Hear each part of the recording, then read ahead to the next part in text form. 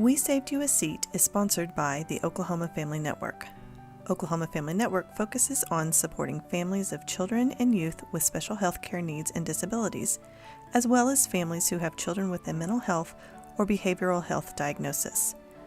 Oklahoma Family Network provides families with emotional support, resource navigation, parent-to-parent engagement opportunities, and wants to ensure quality health care for all children and families by building strong and effective family-professional partnerships. I'm so thankful for the opportunity to have interviewed Matt and Laura Samargis. I truly appreciate Matt and Laura sharing information with me about the Oklahoma Deafblind Project and how it has impacted their life. Matt and Laura's name had been given to me as someone from rural Oklahoma who could help identify resources and share about their family experiences. This conversation did not disappoint, and I'm so honored to share a small glimpse of Matt and Laura's life with everyone today. You guys are the couple to interview as far as giving information and just having a really wonderful, I guess, experience and the ability to share resources and to kind of just dig deep into what the Oklahoma Deafblind Project is about. So I thought I might just start out by allowing you to introduce yourselves and your family. Just tell us a little bit about who you are and where you guys are from and where y'all are in Oklahoma. Well, we are in northeastern Oklahoma in Stillwell, and we have two boys. Our youngest is 15, is Gabriel, and he has cerebral palsy. And then we have an older son who is about to turn 17, and his name is Israel. And he's a soccer player and a pretty outgoing young man. Yeah. And we're Matt and Laura Samargis, by the way. Yeah. Oh, and also Gabriel doesn't just have cerebral palsy. He's also very outgoing and friendly, and he's nonverbal, but he does a lot with his eyes. Yeah, he communicates in a lot of ways. Yeah. He's got, so along with cerebral palsy, he has CVI, cortical vision impairment. He has hearing loss, pretty severe in his left ear, mild to moderate in his right. He also has seizures. He has a seizure disorder. So he's kind of has a lot going, but like my wife said, he's super outgoing, loves music. He lights up the room wherever he's at. Like he garners a lot of attention. He does. Yeah. And like, I think I might have heard Matt say that he has deaf blind. So the combination of his vision loss and his hearing loss put him in the category of deaf blind. When he was younger, this was it's still a big issue. I think we don't think of it as big of an issue as it used to be to us, maybe. Yeah.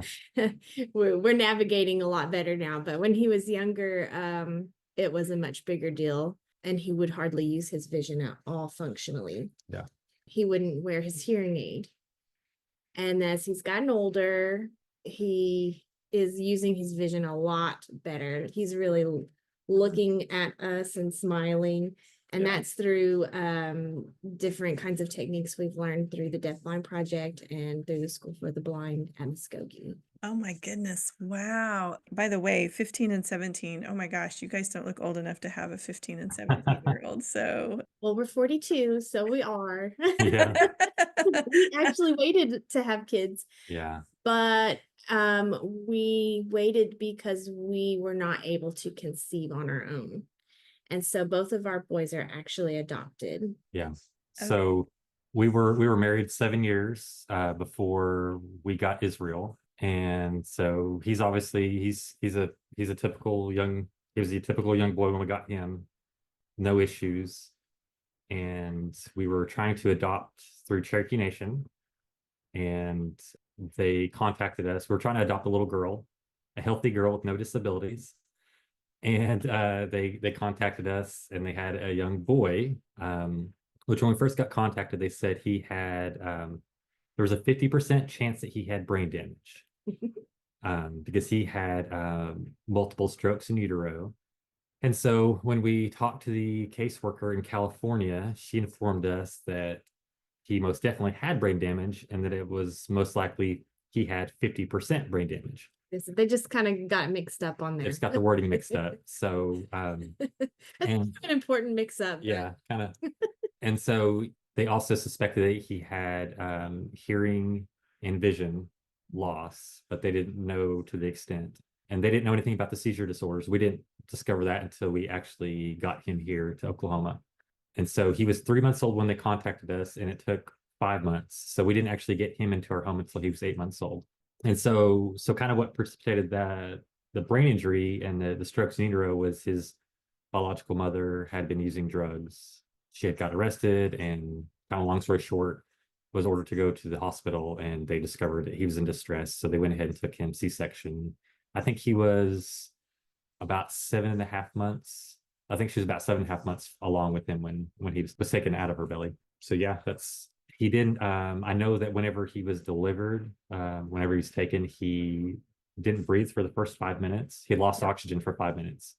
I think he actually only had a pulse Yeah, for the barely first 5 minutes. So no oxygen, no movement, no. no nothing. Yeah, Yeah. he was pretty lifeless when he was born, and so he had definitely a rough start to life. So one thing we didn't endure that early, the infancy of The trauma the that trauma goes along with that. Yeah. we have. Oh, that just got me emotional. We have a friend who we got to not go through it with them, but really like listen to their story, and we're following with them. They live in Washington, and we've kind of gotten close with them, and so just hearing that, I think it would be very traumatic Yeah. to go through that. I'm very thankful that we didn't have to go through that, but even still, him coming home at 8 months old and starting there, one of the issues was, I think we probably didn't get a lot of the early information. They kind of just started off as if we knew everything, and we knew absolutely nothing. we were not prepared. Yeah. We thought we were, but we were definitely not. But Yeah. I think also we kind of soon realized that that is the plight of the parent of a child with severe disabilities. You don't have a whole lot of help. You really have to get out there and swim around until you find it. Yeah. We got connected up with Sooner Start like immediately, and that was a good resource for us to initially, because they're in just to start getting that information. And we live in very rural Northeast Oklahoma, and there's not a lot of resources in our area at all. So to get connected with Sooner Start was definitely a good lifeline for us. Yes. And it just kind of that perpetuated a lot of resources and just kind of opened a lot of doors for us. And then with Sooner Start, one element that they didn't have was the deafblind element. They didn't give us a whole lot of information about that. And so once we got connected with our deafblind project, they gave us the information we needed for Gabe to really start to bloom and blossom. Mm-hmm. I mean, it was kind of like we thought we were doing everything, and we weren't seeing a lot happening. And then when we understood the severe impact of 2 different disabilities of senses that go, how much that affects a young person who's just starting to look around and experience the world. And just their overall development. I mean, Yeah, it's just, learning. one of those disabilities is a huge hurdle to overcome or mountain to overcome, but both together, They're both, those are our primary senses. So, I don't know why, but we didn't think much of it, because we were like, he needs to walk and he needs to talk. we were pretty naive with a lot of it. I think we just but we didn't know. We just, we knew we had this kid and we loved him and wanted him to get better. Well, and I don't know, there was something like, well, we know he can hear things and we know he can see things, and so he's not deaf and he's not blind. And that's true. He could see some things and he could hear some things. And I think that was all a little confusing for us too, Mm-hmm. because we didn't want to admit there were more disabilities. I think, it's like, there's already enough going on with this poor kid. Let's don't add to him. But Lisa Lauder at the Deafblind Project really helped us to understand the impact of deafblindness, and then getting us, she sent us all kinds of, she sent me to school to be a deafblind intervener, which paved the way for us to learn all kinds of stuff. And then she sent us through all kinds of different trainings, and she gives us pamphlets and websites and like everything you need to understand. And when you see the big picture, it was like, oh, okay, so this is why he's struggling so much. And it really just made a huge impact in his life. And he really just started to come around and use his vision and reach out of his body and feel for things and try to explore. And he become this, I call him the little scientist, trying to explore everything and understand the world around him. So no, that's exciting, when you have a baby that's not growing and learning and doing, and then all of a sudden they are, it's like, That is such a great point that, a lot of times we think of those large motor development things of, the walking and the talking but taking away one sense, of the five major senses, and everything is altered. yeah. So, wow. And then he's got two that are significantly altered. So, Mhm. so you said that introduction to the Oklahoma Deaf Blind Project, was that while he was still an infant, or how long have y'all been a part of the organization, I guess? So that was after he started school, Yeah. because the school is who got us involved. It was, I think he was in the kindergarten, maybe kindergarten or first Kindergarten, grade. first grade, I would say. Yeah, Yeah. it was pretty early on. I'd say he was probably Mhm. 6 or 7. And he's 15 now. So And then it took a little time for us to gain understanding. It all didn't make sense at first. It's a lot of information yeah. all at once, and you kind of have to take some time to let it soak in and watch your kid and figure out, how does that work? How Well, does that? and we've had him in, he's been in physical therapy, PT, OT, and speech like pretty much his whole life. And no matter where you go, like there's always somebody telling you like this is the most important thing. This is the most important thing. So Yes. Oh my gosh. everywhere you go, whether it's a school or a doctor or a therapist, like everybody's telling you what the most important thing for your child is. And that can be a little difficult and tough to navigate. And so It literally felt like every part of his body had a therapist, and they all said, if you don't do this by the time he's 3 years old, he's never gonna. never going to gain that function or that ability. Yeah. And so That was, I think initially when the Deafblind Project came along, we were like, okay, that's another one of those things. This is the most important. mhm. And so I think at first, I don't know that we saw the importance or the value of it so much. But then once we got in it a little bit more and got hooked up with Lisa, and she started connecting us with those things, and especially when Laura went and got educated through the deafblind intervener as a deafblind intervener, that really, I can't tell you, that really opened a lot of doors for us and just helped us see the value in it even much more than we're already kind of gaining for it. So Gosh, I can't even imagine kind of experiencing the professionals out there saying, we're going to focus on this and it's the most important. That's got to be really yeah, hard. it So is. you could tell a big difference once you started focusing on the deaf, blind concepts and how they were impacting your child. Yeah, so a lot of the things he was doing in his therapies, they really needed the complementary information that come from the Deaf Blind Project and come from understanding how CVI works. And so when we kind of brought that in, and because they were trying to get him to like get on all fours or to go beyond himself, to roll over. But once we realized what his vision was doing to him, as far as like giving him a fear of doing these things, then we had a whole different approach to it. So when you added this whole different approach, which is kind of a little more detailed information, but once you added this different approach to it, I mean, he just really started to reach out and started to I mean, blossom is really the best word, Yeah, definitely. because I mean, you just had to do things differently Yeah. to get him to we were always trying to look for that magical thing that would motivate him. That was always a big thing in his therapies. Just like all the therapists wanted to know, like what motivates him, what motivates him. And honestly, When he was little, it was like nothing. nothing did, and until so from the age of 8 months until he was 3.5, he was having at least, as far as we could tell, he was having at least 6 to 8 seizures a day.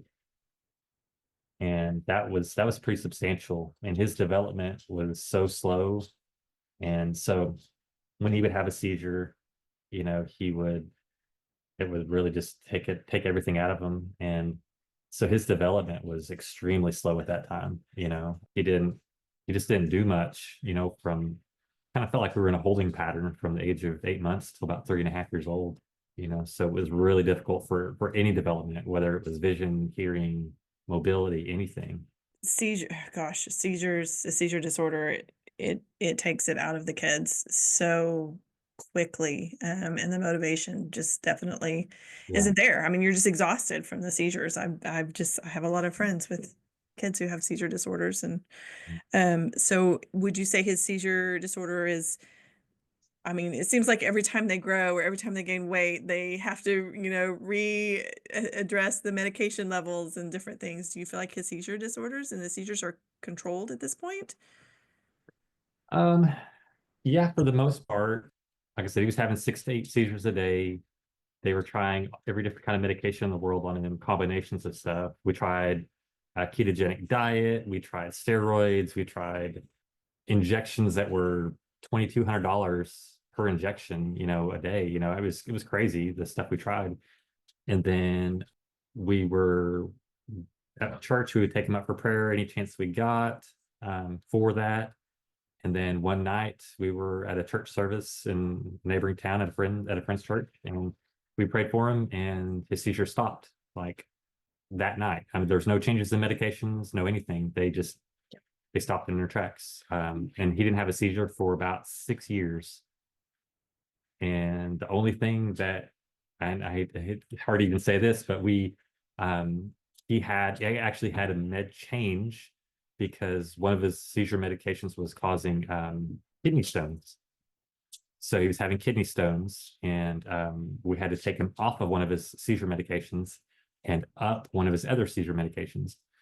All this happened right around the time we were going on a trip down to see my mom in Texas, and we just mismanaged. We miscounted his medications and didn't realize it until we were just about ready to leave, and we had to just do the best we can. Like we had to cut down a couple medications so that we would have enough to get home. And it just kind of kickstarted it back in. He had a seizure, and we honestly he hasn't had that many since then. We've had They're usually coupled with sickness, just a handful. So, and then here lately he's had a few just overexcitement, like overstimulated, and he's had a couple, I would say, and that's really sad. 3 or 4 in the last 2 to 3 years, Mm-hmm. which is really scary, and I hate it. Because he's doing something he really loves and he's having a blast. He'll be swimming or riding on the 4-wheeler with us, and it'll kickstart him, and he'll have a seizure. Just he'll be laughing like so hard and just really excited, and then all of a sudden he'll have one. And so that's been kind of tough to navigate again. You kind of get where you're like, you want him to have fun, but not too much. That's exactly what I was going to say. I was like, have a good time, but don't have too much fun, Yeah. Oh my goodness, that's hard. That's hard. I mean, especially as a 15-year-old, because I mean, there's not a lot of things that bring 15-year-olds, a lot of joy. And so when you find it, it's like, all right, yes, that's awesome. So he was in grade school when you guys were introduced to the Oklahoma Deafblind Project. You went to school. So tell me a little bit about the schooling that you were able to attend as a result of them plugging you in. So I got to go to Central Michigan University. I didn't have to go there. I got to do it all online. It was supposed to be a 1-year course, and it turned into 2 years because of COVID. and it was quite a bit of work, but it was a lot of fun. I learned so much. My teacher was Beth Kennedy, and she was awesome. And she would have us not just learn the lesson, but we always had to do something hands-on. So, and then we had to take video and picture and all of this, and then we had to put it into a portfolio. So we didn't, it wasn't like you could just do the paperwork and call it good, read the book and, take the test. You had to put the proof in the pudding. You had to actually put it and I had to learn how to navigate a new computer. And so it was a great course. Now the main learning part I did before COVID hit. So I'm thankful for that because I didn't have any of that added stress. I was just mostly working on my portfolio when COVID hit, which actually turned out great because it gave me more time to work on my portfolio. And but then I didn't get to be at the school with the kids to take the artifacts that I needed, is what they call it. So and I wasn't allowed to use home artifacts. I had to be at a school working with a child with deaf blindness. So I actually worked as a paraprofessional with Gabe, my son, at his school. I still work at his school. Actually, my husband and I work together. He's the teacher in the multi-handicapped classroom, and I'm a para, and we work together in the classroom. So we're all three together all day, every day. Oh my gosh, I love knowing that. I absolutely love knowing that. That is Yeah. so cool. Yeah.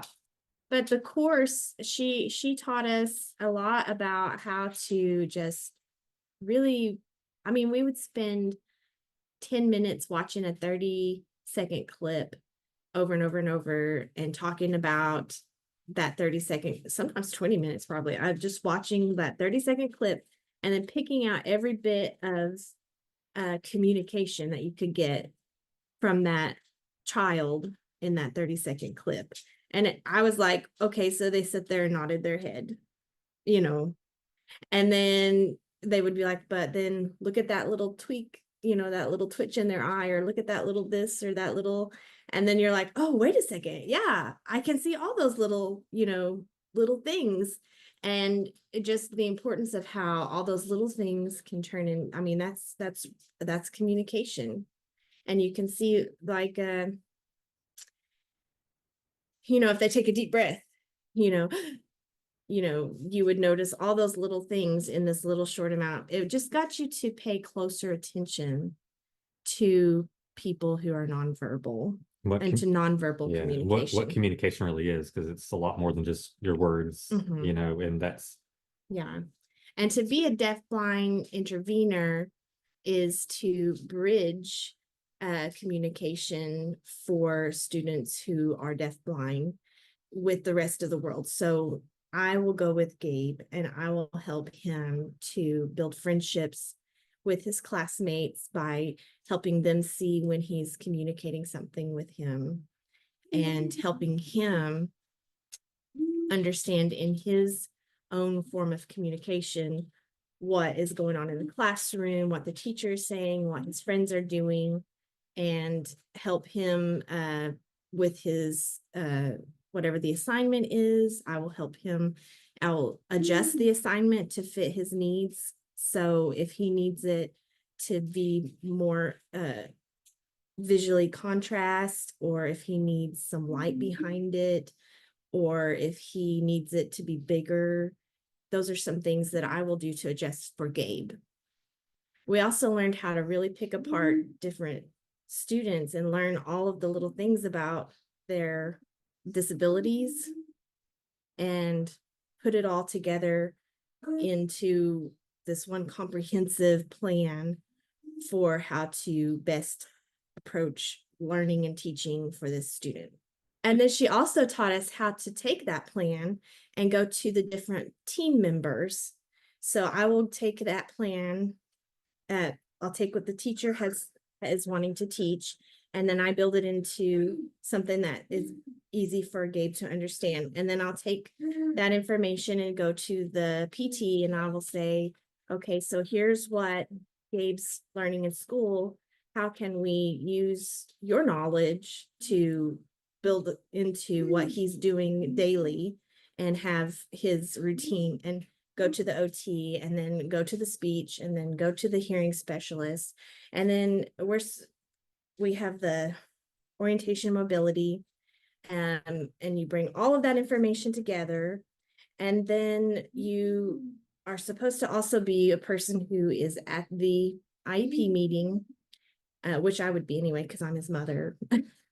But as the deafblind intervener, you would be there as well beside the teacher to help everybody come together as a team. Wow. Well, and you haven't heard what my husband, he's not just a teacher. He has 3 masters. I'm a licensed school psychologist, and a licensed therapist. I was a school counselor for years, so I have a master's in school counseling and a master's in school psychometry and school psychology. So that was actually going to be my next question, was what did you do prior to being in the classroom? And so I've done therapy through a clinic. I've done part-time, and I left the school for a year and did it full-time for about a year. So I'm back at the school. There was just an opening in his room, and they needed a good teacher. So yeah, so we have some expectations and we wanted it to see how it could go. So we just jumped in, and this is our second full year in the classroom. So I'm very touched because I know that's a lot of work. You're not only living it at home, but you are also living it in your professional field, and by choice. You guys have done this. So I hope y'all get respite. I hope y'all are able to get away and do some different things. No, no. that Like I doesn't said, we live, like I said, we live in a pretty rural area. There's not a lot of, we're signed up through DDSD, and there's an agency that we were trying to contract through, but they just don't have workers in our area. So, we just don't, we just don't have a lot there. My mom will keep our boys, which our oldest son, he's amazing. Our oldest son, Israel, I know this is kind of highlighting, a lot of stuff on Gabe, but Israel is, man, this kid is something else. He is, there's not many teenagers that'll just jump in and change their little brother's diaper, and I say little brother, like he's a teenager as well, Okay. and so that kid's willing just to get in there and do anything for his brother, and he'll go and he'll help my mom with lifting him. Like he'll stay with her while my mom's watching Gabe, and he'll lift him and do all the carrying and movement and all that stuff. And he deserves as much credit as for us. He's an amazing young man, and it can't be easy having a brother with so many needs. I know we've really tried to work hard to make sure that he didn't feel like he was, playing second fiddle to his brother, and that he got attention. And that can be tough to balance, as parents of a kid with disabilities. That's a tough thing to balance because he requires so much, and hospital stays and late nights and up all nights and everything else that goes along with it. It's tough. You feel tired a lot, but we just try really hard to make sure that he's getting, everything he needs, and he's getting mom and dad, and not an exhausted mom and dad, but a full attentive mom and dad. Yeah, the first several years of their life, they shared a bedroom, and Gabe would wake up throughout the middle of the night. And so Israel, he learned to sleep through anything. Yeah, he can sleep anywhere, like literally anywhere. Anywhere, yes. He still can. Yeah. Yeah, he's a pretty amazing kid. Yeah. Yeah, I will never leave a podcast when we're talking specifically about a sibling with a disability. I will never leave a podcast without allowing families to talk about the others in the family who don't have the disability. And so I am so glad that you were able to talk about him. And that's Israel, right? He's 17. So is he a junior this year? He's a sophomore. He's finishing up his sophomore year. So about to start his first job. He just started driving, and he's about to start his first job, and He's all the stuff. He's a very, very talented soccer player. Does really well in school. He's a good looking young man. He's Mhm. just, I don't know, he's all around just a great kid, Yeah. great young man. Yeah. It's funny, a lot of people have a lot of compassion on Gabe, and Israel's like, that's my little brother, and he's treats him like his little He brother. is set on treating him just like any typical little brother. Yeah, Yeah. he'll likes to tease him, and he'll grab him up and wrestle around with him, and he's honorary to him. I mean, He'll it's back talk. They'll back talk. I mean, Israel will back talk and Gabe will make sounds and they go back and forth and yeah. The communication is very effective in that moment, Oh, right? yeah. I mean, And it's really apparent that Gabe knows that's his brother. I mean, even from a young age, it amazed me. Like Israel, like Gabe would respond to us in a way, but he would respond to Israel different. Mhm. Israel could just touch him on the arm and Gabe would light up and smile in a way that he didn't even with us. It was special. And they weren't biological brothers. I mean, they were adopted from two different families, two different times, and so Even though we often got asked if they were twins. yeah, um, just their connection, from a young age it was really special, and I said Gabe still lights up when it's his brother talking, or we go to soccer games and Israel can hear his brother hollering from the stands, which Gabe can get pretty loud, Mhm. so he Yeah. can usually hear his brother. He always says, I heard him out. I heard him up there talking, I hollering for me. heard him yelling for me. So. I love that. This is a perfect place to pause the conversation to wrap up part 1 with Matt and Laura. Part 2 release will highlight some of the struggles and challenges they face living in rural Oklahoma. Thank you for listening to this episode of We Saved You a Seat. Oklahoma Family Network promotes family-centered care and provides tools so families can make informed decisions, advocate for improved services, build connections among families, and serve as a trusted resource in health care of children and young adults. If you would like to become a supporting family or get in touch with another family, please contact Oklahoma Family Network at oklahomafamilynetwork.org or by calling 405-271-5072.